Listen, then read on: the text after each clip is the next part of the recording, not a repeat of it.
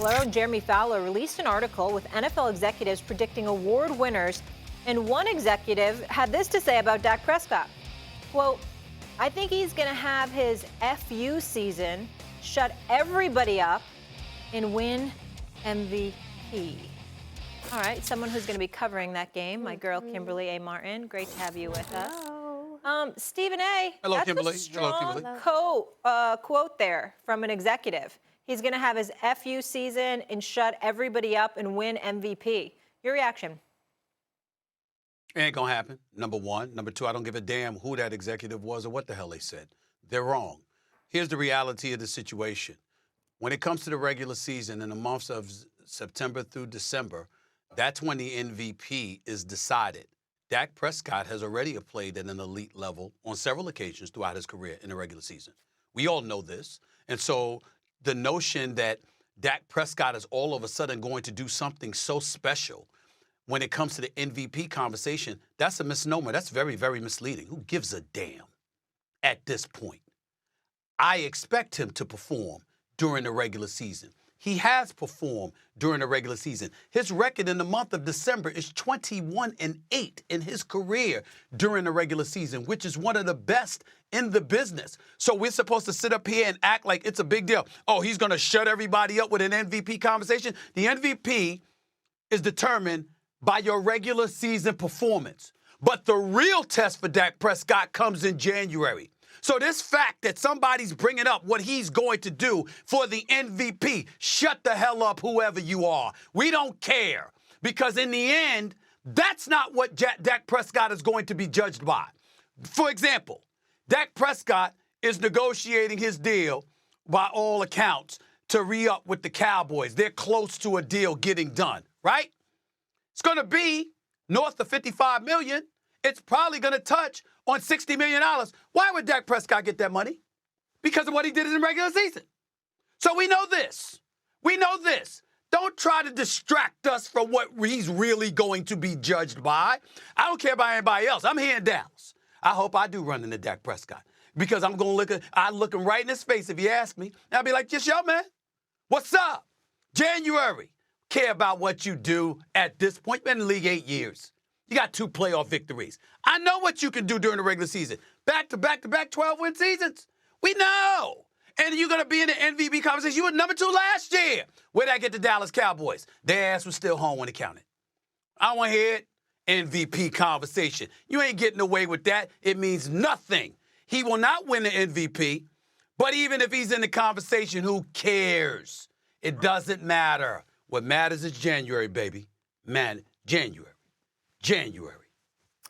I wish you would, Stephen, I wish you would run into Dak while you're in Dallas, because I would love to hear Dak Prescott tell you, I really don't give a damn what you think. Now, in fairness... I assure you he does, but okay. I assure you he does. Okay. I assure you that. The question isn't, will Dak Prescott win the Super Bowl in February? That's not the question. The question is, will Dak Prescott be in the MVP conversation? So everything you said was, we know he can do special things in the regular season, yada, yada, yada. Why would the season be special? I will say, he had an MVP type of season last year and didn't shut everybody the F up. So for me, that is why I say, with that quote, feel like that the quote is doing a bit too much. I am a little perturbed by the veracity of your reaction. Like, it's very simple. It's not about him in the regular season. It's more is on his plate. So now, why would you expect him to have a better season than he did last year? Because nothing about the Cowboys offseason has put Dak in a position where he's in a better position to be more successful. Last year, Jerry, from the time he said all in, they didn't do much in free agency. They took forever to get CeeDee Lamb's deal done. So he shows up with like a week or 2 left before they end up having to play. And now they go on the road, a place last year, they were a better home team than they were road team. Now you're going against Myles Garrett. This running back room, Zeke Elliott, they're trying to tell us Zeke Elliott and Dalvin Cook is the answer, when a couple years ago they were telling us that it was time to move on from Zeke. So all of those things make me think, more on Dak's plate, he probably will have a much tougher time being in the MVP conversation. But everything you said about, it doesn't matter, that was a bit much. First off, I don't understand. I'm just taking notes. I'm just right here. Take your Doggy. notes, I'm just taking notes. I'm just taking notes of all these damn excuses people coming up with. But that's all right. Go ahead, Doggy. I'm listening. Go ahead, man. Well, number one, Where did you get that legal pad, by the way? He looks like he's on LA Law, like Blair Underwood on LA Law. Who got you that, or something. Sumatra? Like, where did that come from? Go ahead. Why? I don't understand this. Sumatra, yeah. Give me the guy's name who had the quote. Who is it? I mean, it's not a negative quote. It's a positive quote. Unnamed executive. Unnamed executive. He said good things about Prescott, not bad things. So what is he afraid about? But you can still get fined, dog. If you're commenting about another team's player, you can't do that. Oh, come on, that's a bunch of nonsense. He can say so. Who's going to fine him? Roger Goodell? He's got enough to worry about. You could say it. Hey, you know what? I'm Joe Schmo. I run for the Bills, and I'll tell you this. I think Prescott's going to have a great year. You can't say that? You're going to get fined? That's ridiculous. You can say that because it's not a negative comment. It's a positive comment. Furthermore, who cares who wins the MVP? I'm not interested in that. I could care less because at that position, it's what you do, as Steve said, aptly in January. And if you look at the New York Times did a great thing this week. They put a tier 1, tier 2, tier 3, tier 4 quarterback thing, and they got Prescott basically where he should be, in tier 2, right around 10. And their answer with Prescott is he has not proved that he can take a team on his back and will him to a win in the postseason. And until he shows that he can do that, and he hasn't, until he shows he can do that, I could care less if he's in any MVP conversation. Who do you have playing in that NFC Championship game, Doug? I'm going to take the Eagles and the Lions in the championship game. I am going to throw cold water. And I know Stevie's him and I are basically on the same page. I'm going to throw a little cold water on Green Bay, okay? Really? They went 9-8 last year. They went 9-8. First half of the year, Love was a disappointment. They beat Dallas, which may have been as much about Dallas and their defense and Dak Prescott than it was about Jordan Love. And then when they played well in San Francisco, they absolutely collapsed in the fourth quarter. Love was 5 for 9, 30 yards and 2 picks in the last 9 scenarios. They got a bullseye on their back. Everybody thinks Green Bay is going to be really good. They got a harder schedule. The Bears are better. I think the Packers, they could take a little step. Their over-under is 10 in Vegas. I think they could take a little step back. Conversely, I think the Eagles are going to be very good. They got to lose something to prove. I think he's healthy or hurts. You just mentioned Barkley. Defense can't be worse. They got the kid from Washington to help be a third receiver. I know they lost Kelsey, but they got a pretty good offensive line. Yeah, I think the Eagles are going to have a good team. So I'm going to go Eagles, Stevie, and Detroit as far as my NFC Championship game is concerned. Okay. Stephen A? First things first, I need Sirianni to be quiet. Just coach. You took the team to the Super Bowl 2 years ago. You lost 5 of your last 6 regular season games last year and then got blitzed in the playoffs by Baker Mayfield. Not Tom Brady. Baker Mayfield and the Tampa Bay Buccaneers.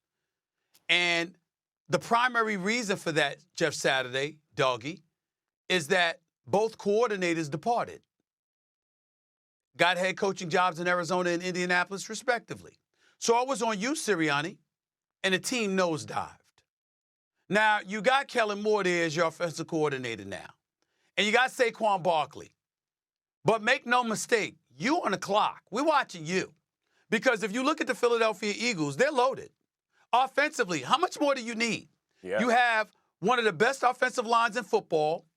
You got one of the best, most elusive backs in football in Saquon Barkley. You've got one of the top 2 wide receiving tandems in the National Football League in A.J. Brown and Devontae Smith.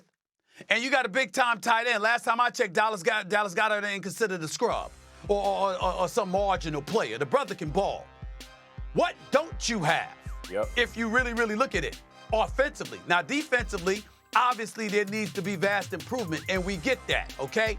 But the fact of the matter is you have the requisite weapons. And even last year with Jalen Hurts as your quarterback and what have you with the weapons that you had, nobody expected y'all to nosedive the way that you did. So I don't want to see this smile on his face and him acting like, oh, everything is peachy keen and everything is rosy and we good. No, you ain't. You got to show up. and show us that 2 years ago wasn't a fluke. Because when you look at the Eagles roster, we tend to know what those brothers are capable of doing. We've seen them do it. We're looking at Detroit. We're looking at Green Bay. We can't ignore Dallas, of course. There's Los Angeles, and, of course, there's San Francisco. But in the end, the Philadelphia Eagles should be in the NFC Championship game. I think it's going to be against the 49ers, personally, because I'm just of the mindset, as much as I love what I'm seeing from Detroit, I'm just of the mindset that I'm looking at San Francisco. 5 years, last 5 years, you've been to 4 NFC Championship games, 2 Super Bowl appearances, without a single ring to show for it.